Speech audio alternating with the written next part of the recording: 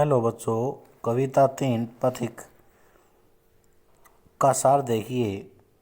यह कविता हिंदी साहित्य के महान कवि राम नरेश त्रिपाठी द्वारा रचित है।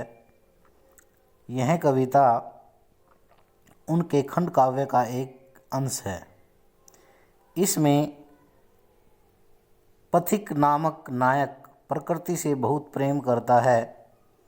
पथिक का यह प्रकृति प्रेम उसे अपनी पत्नी के प्रेम से दूर ले जाता है। कवि यहाँ इस प्रकृति प्रेम की कहानी को सारे विषयों को पढ़ने का आग्रह करता है।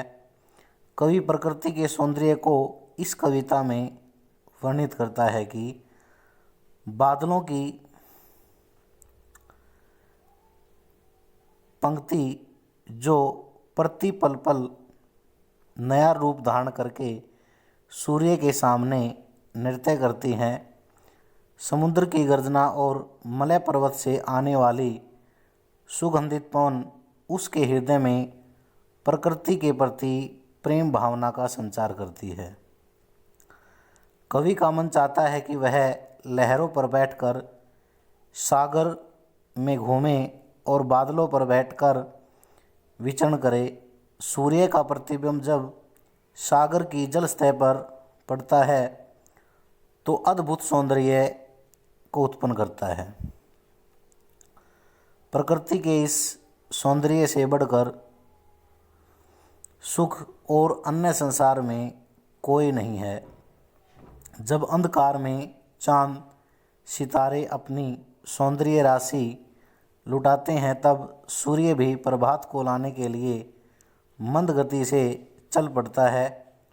उषा काल होते ही पेड़ पत्तों और पुष्पों से युक्त हो जाते हैं। जब वर्षा की झड़ी लगती है, तब कवि का हृदय भी व्याकुल हो उठता है। उसकी आँखों में अश्रुधारा बहने लगती है। कवि की प्रकृति प्रेम की यह कहानी तो प्रकृति के सभी उद्यानों, लता किनारों, वृक्षों, किरणों, बादलों पर लिखी हुई है। कवि कामना करता है कि वह इस प्रकृति प्रेम की कहानी का अक्षर बनकर समस्त विश्व की वाणी बन जाए। यह प्रकृति के प्रति प्रेम की उसकी कहानी बहुत सुंदर, पवित्र और आनंद एवं शांति का प्रचार करने वाली है।